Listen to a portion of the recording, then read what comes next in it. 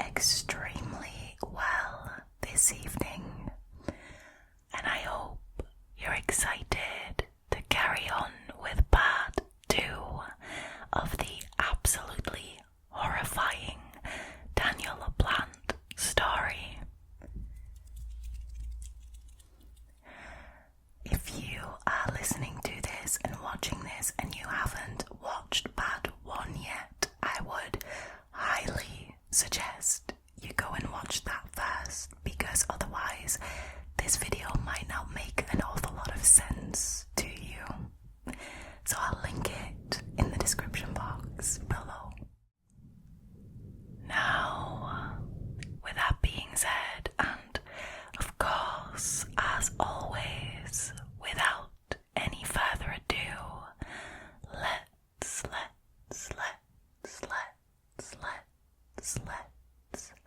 get back into Daniel LaPlante's horror story, shall we? Alright, let's start with just a small recap. So when I left you last week, we were in the Andrews house, and the girls, Jessica and Annie, they had undergone therapy because their dad was convinced that it was them doing, the knocking and the stuff moving around and, everything that had been happening in the house.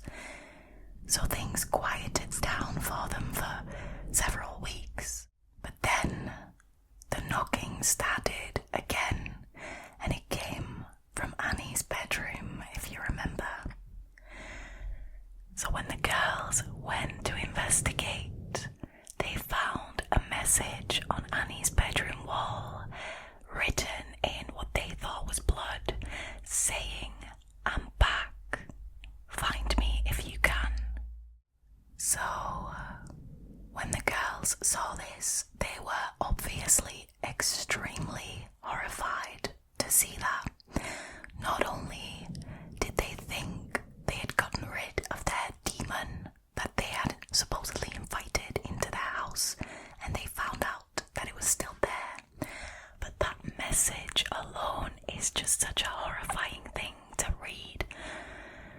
So anyways, the same happened as what happened before. The girls immediately legged it out of the house and went back to that same neighbour that they had gone to when they found the first message in the basement. Now, if you remember the previous time, the neighbour called Brian, the dad, and he came over. And this is also what happened this time. So the neighbour calls Brian, but the difference this time is that the neighbour says to Brian, I don't think they are making this up. I don't think that they're responsible for it, and their reactions of terror seemed completely legit, right? So Brian comes over, and he didn't really buy into all of this stuff, so once again he comes over and he blames Jessica and Annie for this. But then he went to the house, and he went up to Annie's bedroom to investigate. Now, Annie and Jessica, they had basically given their dad a complete description of what they had found in the room and what had happened, right? So Brian went back to the house to investigate. But this time, something was different, and it was beyond anything Brian could have ever anticipated. Things didn't look exactly as Annie and Jessica had described to him. He could see that the room was clearly in more disarray than what the girls had told him, and there was also an additional message painted on the wall that said, "Marry me." Now, allegedly, there was also a picture of Annie that was stabbed to the wall, which, that is horrifying. Obviously all of it, the messages that were painted on the wall, everything's horrifying, but I'd already established that. But the photo is that's like it's come straight from a horror film, right? So it was clear to Brian that someone else had been in the room after the girls had already left for the neighbour's house. Now Brian then turned around and he looked straight in the face of a boy. And this boy looked absolutely terrifying. He was wearing, and you won't believe this, he was wearing clothes of Brian's deceased wife, the mother of Jessica and Annie, and he had her makeup smeared on his face, and he was wearing a blonde wig. Picture that. Just picture that. There's even sources that claim that he wasn't just wearing any clothes of, the mother that had passed away, but specifically her wedding dress. What is that about? And that is not even all. Right, bear with me. So, in one of his hands, he was holding a hatchet. Out of all the weapons on earth, he was holding, arguably the creepiest one, a hatchet. But imagine being Brian. He turns around and he looks straight into the face of a teenage boy wearing possibly his wife's wedding dress, or, definitely clothes of his deceased wife, with her makeup, with a blonde wig, holding a hatchet. I continue to be baffled by this case. It doesn't sound real. So, Brian and this teenage boy got into a physical altercation, but the boy managed to escape. So Brian then ran after him, and he attempted to catch him so he could hand him over to the police, but he just seemed to have vanished, which was super weird. The police were still called, obviously, and when they got there, it became very clear how he could have very quickly vanished, seemingly into thin air. So the police found the boy curled up in a crawl space behind one of the cupboards in Annie's bedroom. Now, I don't think it will come as a surprise to any of you, but that boy was Daniel LaPlante. Now, he was obviously immediately arrested by the police after they had found him curled up in this crawl space behind a cupboard. Now, firstly, I don't get why there's crawl spaces behind cupboards. It's not something I've ever seen before, but I'm sure it happens. But that weirds me the hell out. So he was arrested, and when they then investigated the crawl space that he was hiding in, they found food and drinks, beer and stuff, and also various items of clothing, some of which belonged to Annie and Jessica. And I'm sure there was clothes from the mum in there as well, seeing as, that's what he was wearing when Brian saw him. So perhaps, and arguably the creepiest thing of all, is that they discovered what was essentially a tunnel system inside the walls that Danny used to hide in and essentially live in, right? They also found a handful of peepholes through which Daniel could have watched anyone in the house at all times, no matter which room they were in, so he could keep track of the people in the house. But I think we all know he was keeping track of Annie because that seemed to be where his obsession lay, right?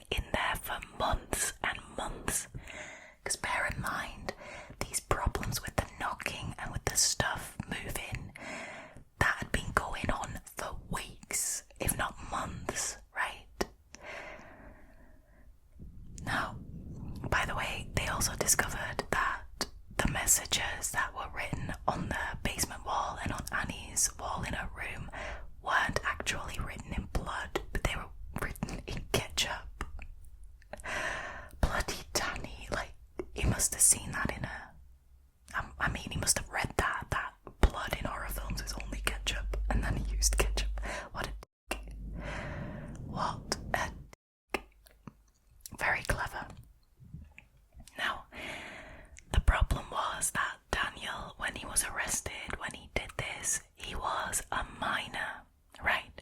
So they couldn't lock his ass up in prison, and they had to bring him to a juvenile detention centre. This would have been fine, right? Because he would have been locked up, if not for the fact that he spent literally 5 minutes in this juvenile detention centre before he got released. I mean, maybe not literally 5 minutes, but he was in there from January of 1987 until October of that same year. That's peanuts. Like, not even a year for stalking a family, and not even just stalking them, but living inside their walls, having people so he could spy on them, stealing stuff from them, moving stuff around in the house, dressing up in the deceased mum's clothes and makeup. Like, how is not even a year, how does that suffice in any way? And then, as if they had expected anything else, when he was released, immediately after, he returned to his life of burglary, right? Because, that's a shocker. So, during one of his break-ins in November of 1987, so if you're keeping track, that is 1 month within a month after his release, he obtained 2 handguns. So now, not only do we have a deranged nutter on our hands, but now we have an armed one. And that is where this story turns even more gruesome. So this was quite clearly bound to go wrong, and on December 1st, 1987, 2 months after his release, he broke into the house of the Gustafson family. Now, this house was only half a mile away from his own family home. Now, this time, during this break-in, the owners hadn't left the home, or at least not all of them. When Danny got in, he was met with 33-year-old Priscilla, the mother, and her 2 young children, Abigail, who was 8 years old, and William, who was 5. The father of the family, Andrew Gustafson, was at work when this break-in occurred. Now, when Andrew got home later that evening, he wasn't met with the usual laughter of his children, or with his wife greeting him, for that matter. Instead, he was met with a deathly silence. He found this strange, obviously, and he went looking for his wife and his kids. Now, when he walked into the bedroom, he saw something that would just destroy his life forever. Priscilla, his wife, was laying on the bed, face down, in a pool of her own blood. She'd been raped by Daniel, and she had been shot multiple times in the head at point-blank range. Come on, like this. Why was this fool walking around? Danny. Now, Andrew saw this and he called the police immediately, which, understandable, right? That's what you should do. So now, personally, to me, it's a little bit unclear why he didn't go look for his children immediately afterwards, but then again, maybe he was in such a state of shock that he was completely unable to think straight, or even move, for that matter. I've never been in a similar situation, so I'm not able to say what I would do or how I would react, and I mean, there's no proper way to react as such. Everyone just reacts differently, I think, but that is just a little unclear to me, why he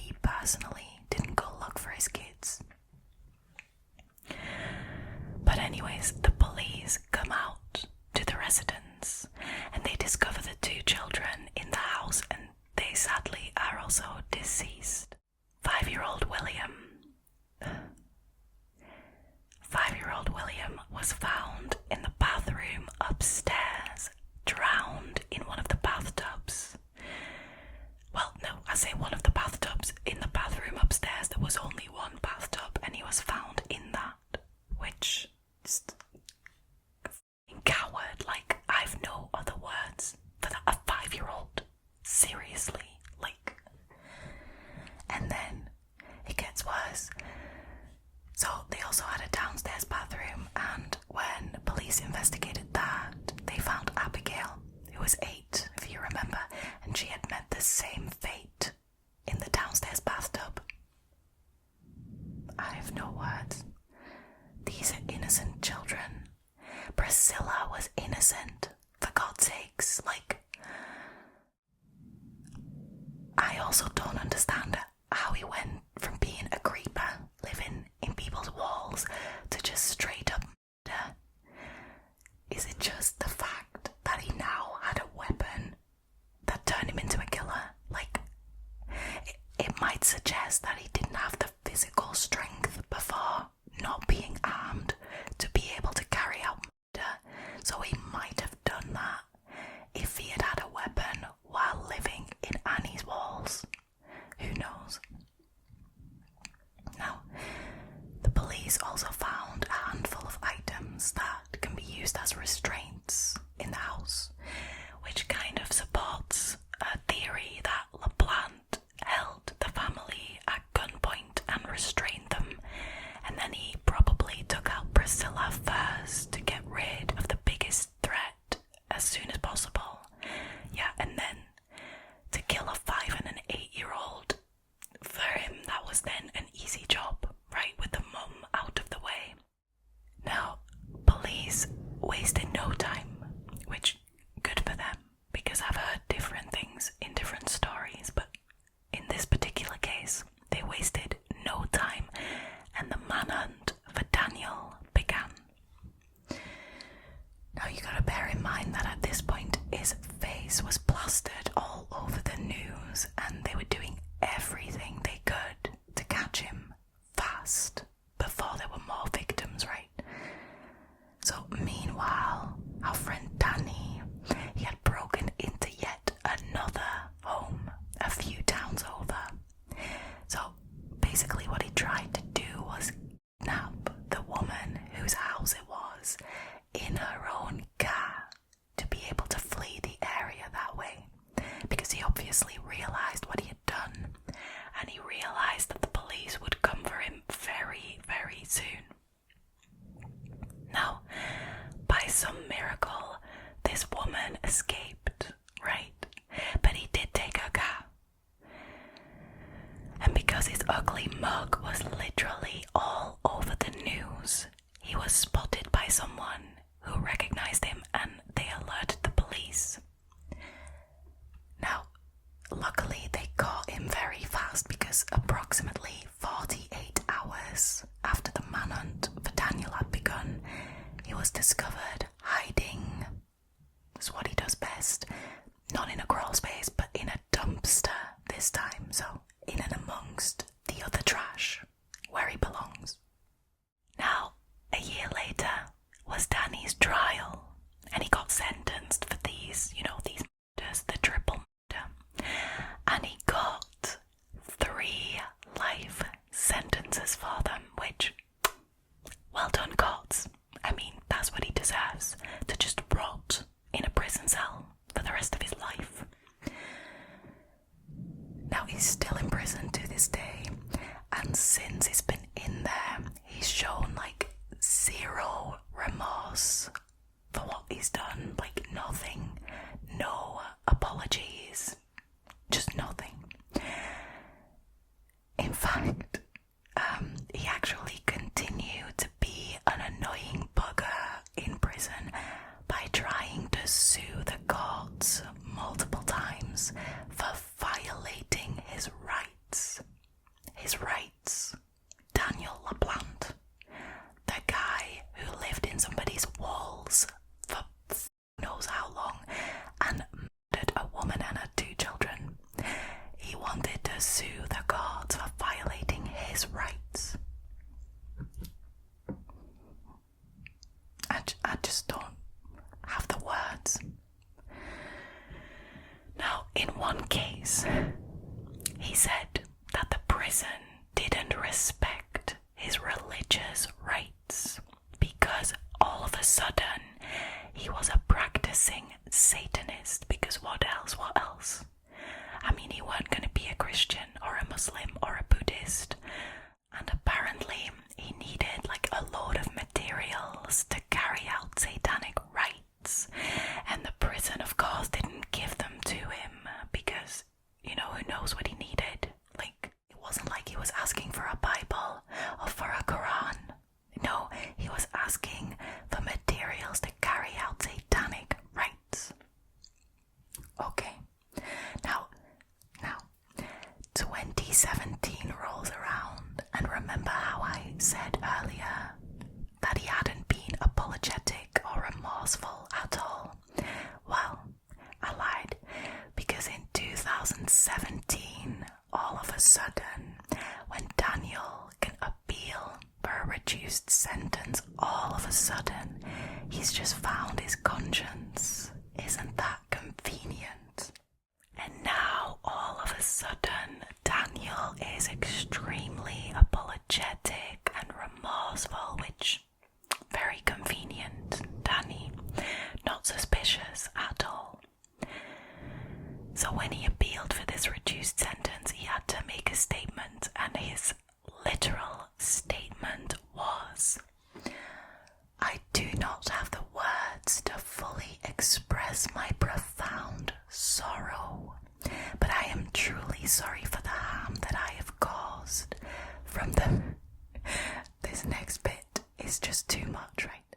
"From the very essence of who I am, from the depth of my soul, I am sorry." Now, firstly, what is he now all of a sudden? A poet? Like, you're not a poet, Danny. We all know you're stupid. And secondly, his soul. Excuse me. What soul? Oh, Danny, you don't have even a shred of soul left in your body. And there's a very special place in hell for people like you, Danny boy. Now, of course, his appeal was denied, and Daniel LaPlante, to this day, rots in prison where he belongs. Now, Andrew Gustafson, the only surviving member of the Gustafson family, the dad, he passed in 2014, so fairly recently. But sadly, as Daniel appealed in 2017, he missed the rejections of Daniel's appeal, which I'm sure he would have enjoyed. But on his deathbed, he spoke the following legendary words: "Don't ever let him out. He should rot in prison." There we go. And it would seem like, to this day, Andrew Gustafson got his wish, because Daniel is rotting still, and hopefully for a long time to come.